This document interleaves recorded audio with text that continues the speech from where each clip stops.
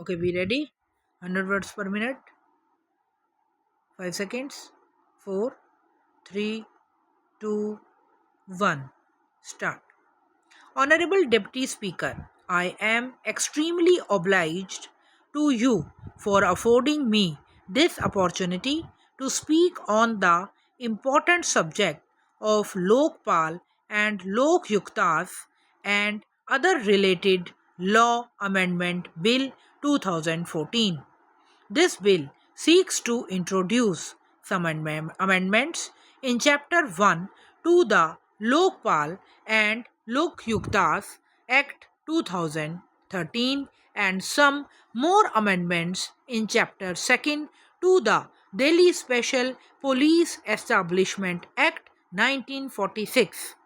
In the past 50 odd years, there had been many attempts to bring in the Lokpal bill, but that went without any success. At long last, the Lokpal and Lokyukta bill was passed in both houses of parliament in December 2013. The Lokpal and Lokyukt Act received the assent of the President on the 1st of January 2014 and it came into effect on the 16th January 2014. Sir, the bill was passed not due to the generosity of the government of the day but due to compelling necessity. The government of the day faced allegations of colossal corruption and was exposed to severe public opprobrium.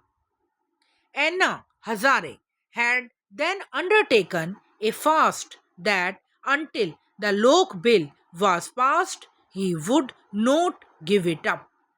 This constrained the government to pass the bill through both houses of parliament in record quick time.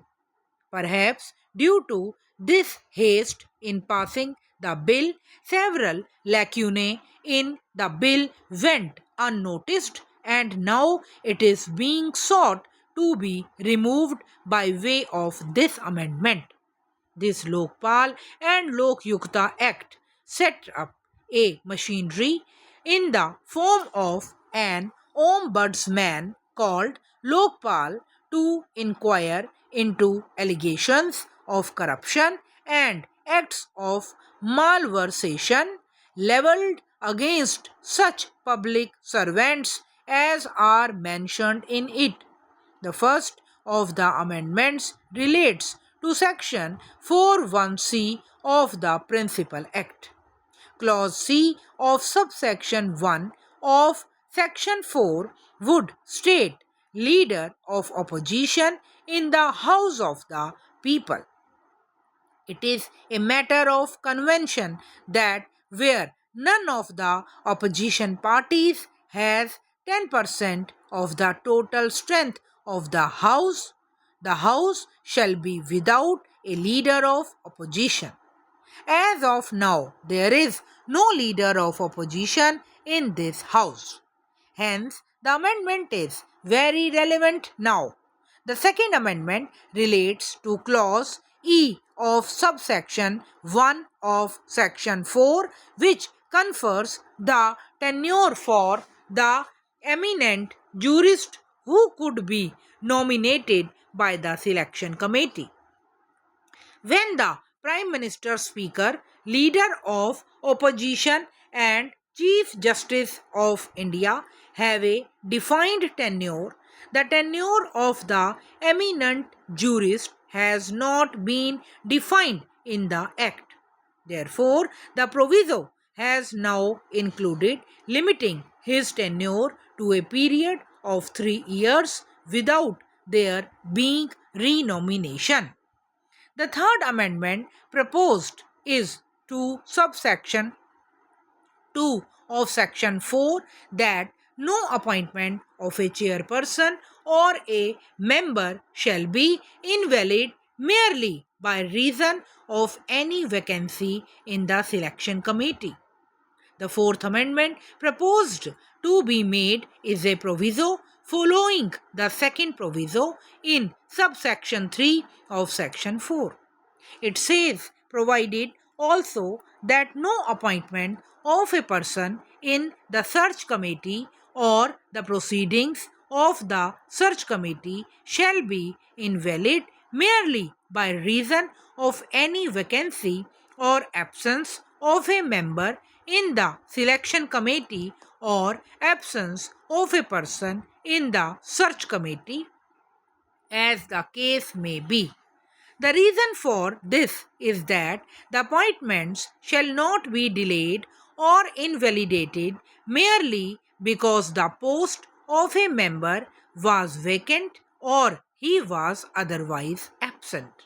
The Fifth Amendment proposed to be made is to Section 10 of the Principal Act to substitute the words Secretary to the Government of India with the words Additional Secretary to the Government of India.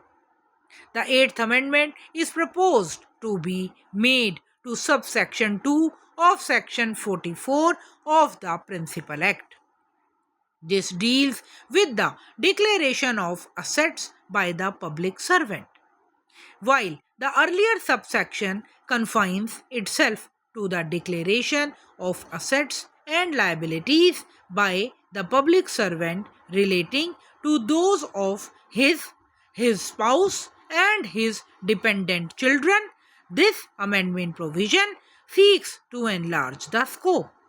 The new provision seeks to substitute subsection 2 of section 44, by which a public servant shall, within a period of 30 days from the date on which he makes or subscribes on oath or affirmation to enter upon his office, furnish to the competent authority the information relating to his movable and immovable assets and all his debts and other liabilities incurred by him directly or indirectly.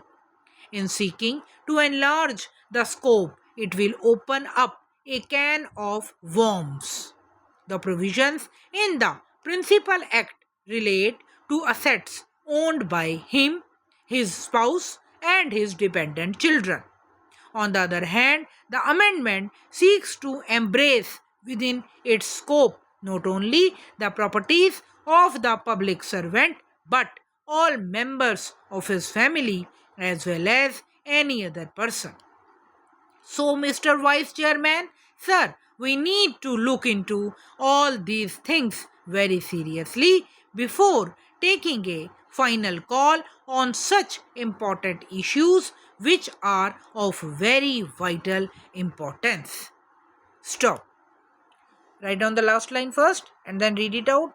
इस सब की दोनों paragraphs की dictation जो है उसके difficult words हम third dictation के साथ करेंगे, ठीक है.